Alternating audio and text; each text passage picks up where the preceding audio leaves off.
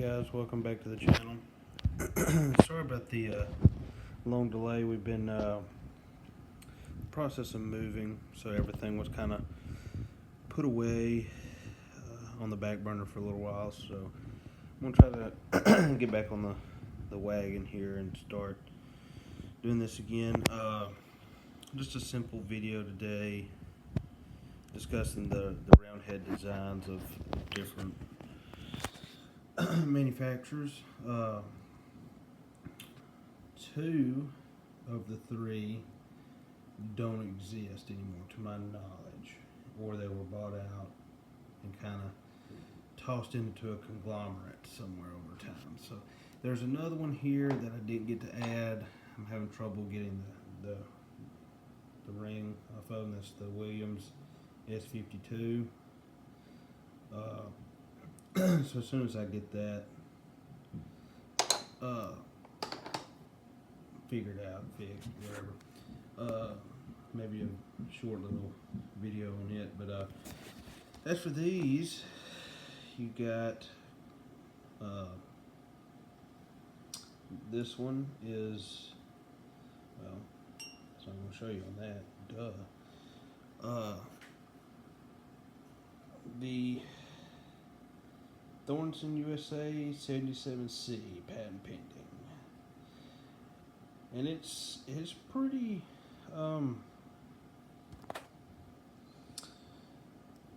it's pretty basic design for most round-headed ratchets. I mean, I know the right round-head ratchet is very similar to this. Just a selector switch moves a internal pin back and forth, so it just swivels on that pin. As far as the ball detent goes, it's pretty good. Not really a Thornsen collector, so I really couldn't tell you a whole lot about it. Maybe somebody can comment, but I know this is a pretty solid ratchet. I've used it a couple of times, changing the oil on the car, things of that nature. It has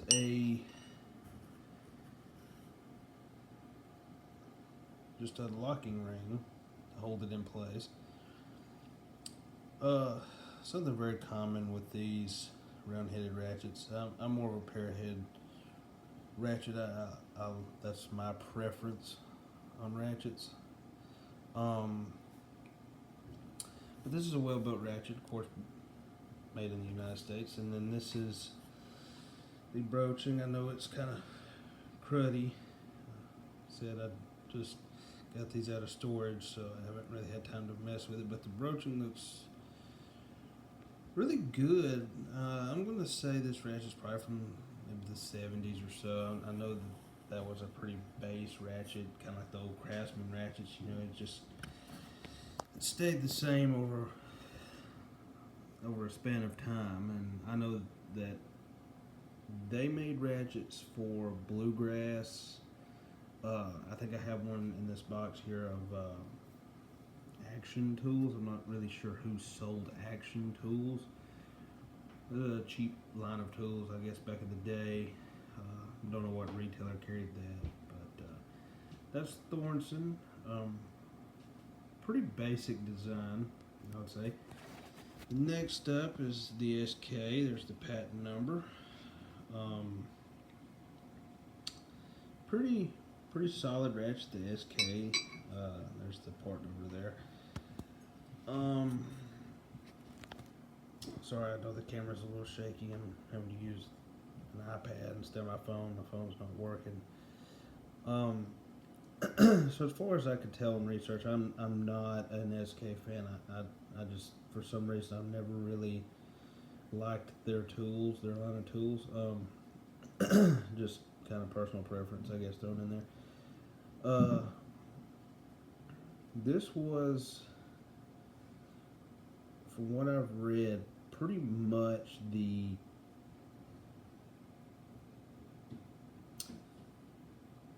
forerunner. I mean, it was the SK came up with the design for the round-headed ratchet, from what I've read. Now, whether or not that's true, I'm not sure. But this design is a little different than the Thornsen. So this is the selector switch, and it has a notch cut out in the bottom there. That notch rides in that groove and hugs that switch right there. And that's what changes your direction. So it's the same premise as the pin that swaps back and forth between the paws for the direction. But just how it's swapped is a little different compared to that. That moves the whole mechanism. That just moves the switch back and forth. So it has a cover plate per se. Another thing that jumps out at me is the difference in the broaching.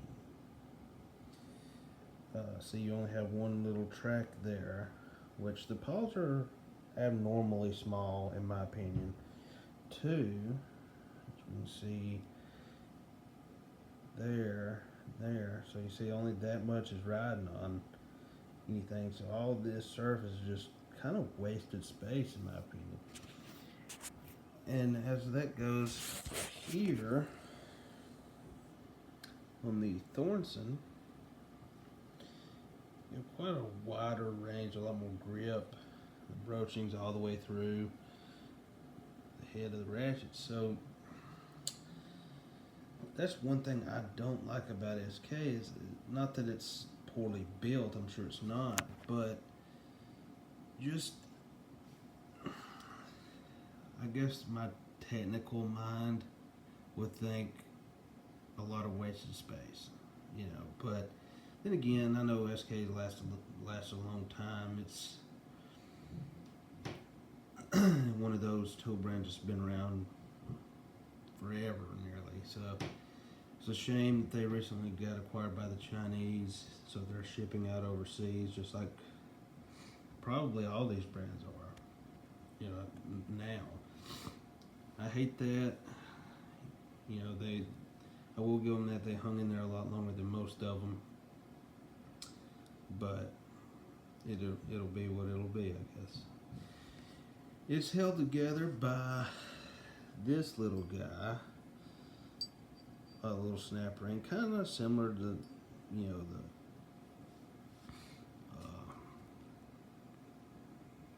the Craftsman has something similar, I believe, if I recall right. I know there's some ratchets in this box here that do have that internal snap ring, and sometimes they can be a pain to get out, especially they're all gunked up and kind of seized up in there. It can be a pain. Which, back to the Thornsen, those those coil rings can be a pain too. So the only thing,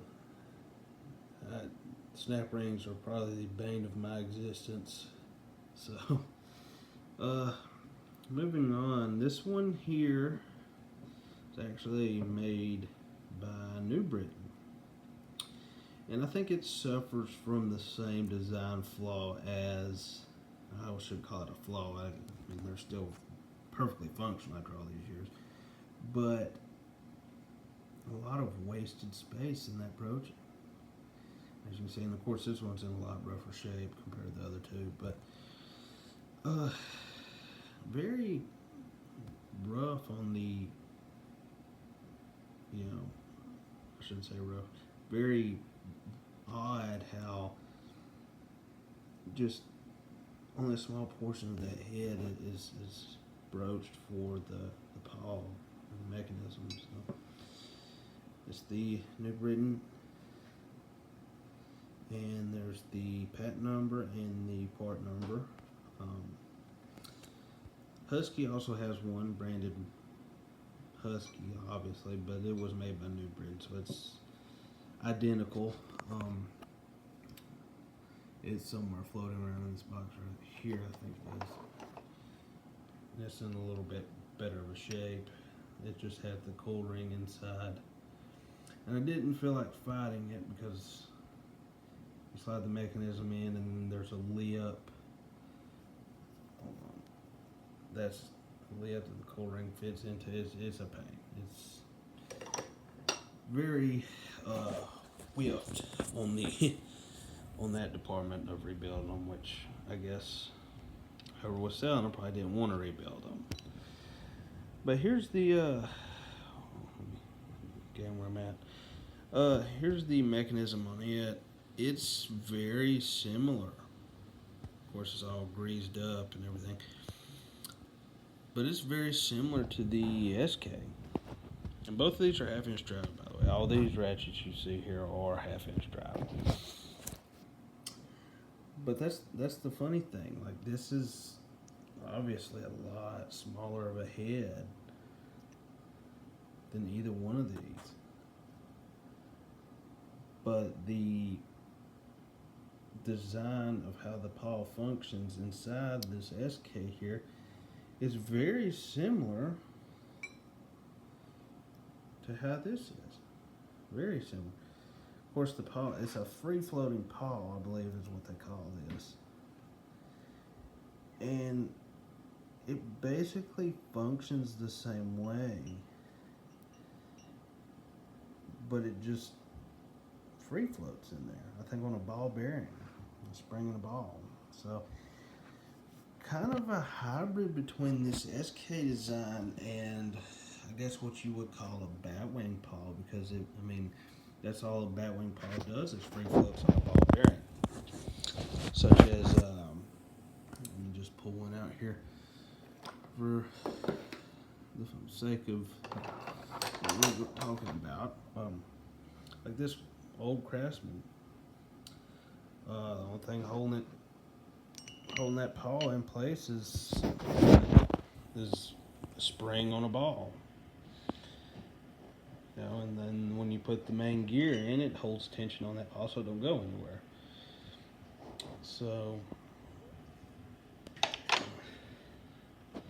that's kind of the funny thing about that design. And I think, if I remember right, there's two different designs of this same paw. One is a little bit earlier, and then one I think changed how it free flows. But as for that, ball detent looks pretty well centered, pretty good. Beveled edges on the anvil itself. To be in rough shape, I don't think it's necessarily the paw wearing out, because this one does have a lot more slop in it than most that I have. I think it's more of the broaching wearing out. And that's where I think coming into play, this broaching is a little bit wider than the SK, but it's not like that. You know, not like the Thornsen where it's broached all the way clean through and just, it's just kind of there. I think that would be a problem for that. And here's the cover plate for the switch, before I forget about it. It's kind of the same premise, but it doesn't have a notch to just exactly line up. You can put it in this way, you can turn it, put it in that way. That didn't really matter. This one is stationary. It can only go in one way. So I think that, of course, it's just a normal snap ring holding that one in. It doesn't have that pain of a lip to fit a coil ring into. So pretty, compared to all the three, if you're solely buying off of brand name, you're probably going to pick the SK up. I mean, everybody, well, I say everybody, most people know SK. New Britain, probably not. It depends on where you're at in the country, maybe, or something of that nature. Thornsen, probably the same. But out of all these designs, I've seen more knockoffs of the Thornsen, like your Harbor Freight ones, for instance, the cheap old Pittsburghs. Come with a plastic little thumb wheel ratchet, The ear broach just like this. I believe I have, right here. This Stanley Pro Series, which is rebranded Challenger, made the same way. Stanley Black & Decker. And like I said, I don't know. Maybe Stanley acquired Thornsen. I'm not sure. I'm not a Thornsen scholar. But for that to be the precursor, set the standard for how they're built, how they're made, and then for that, just a kind of out of the box idea, then I guess worked fine for the time period, and for that. This is probably the cheapest to make, number one. A lot less moving parts, so pretty easy to mass produce. And it's I don't want to say classic, but it's stood the test of time as far as I'm concerned. I mean, you can still go buy one of these at Harbor Freight. It's pretty typical of round-headed ratchets. You need little dollar store ratchets. It's going to be probably made similar to this. And I find that intriguing, because SK is supposed to be the top tier brand.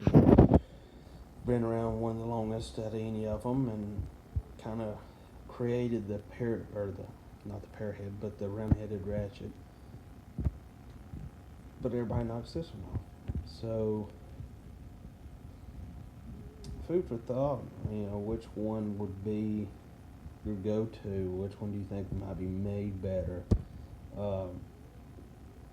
If I'm wrong in any of the assumptions or where I read was a little misguided on the internet, looking these ratchets up, if you want to correct me, feel free to.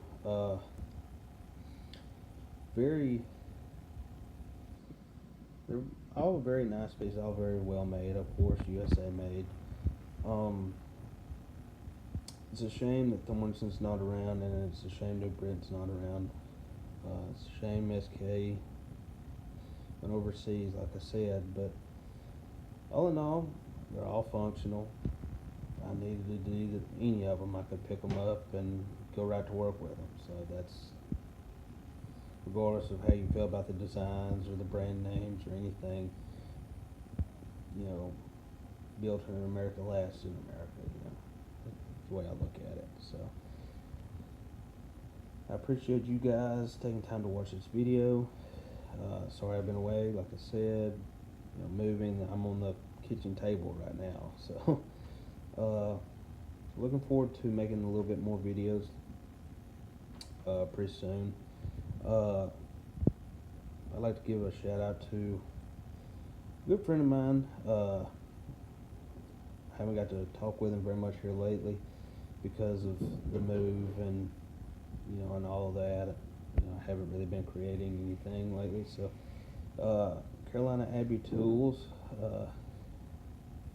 give him a look on Facebook, on his website, which is Carolina Abbey Tools. He has a great plethora of craftsmen. I'm sure he's got SK, just different brands, new old stock, some of it slightly used but in great shape. Very manageable pricing on all of it, shipped directly to you. Swell guy. And if I can figure out how to put the link in the YouTube video, sorry about that, but I'm not as tech savvy as some people. But anyway, I digress. So thank you for watching the video, and have a good day.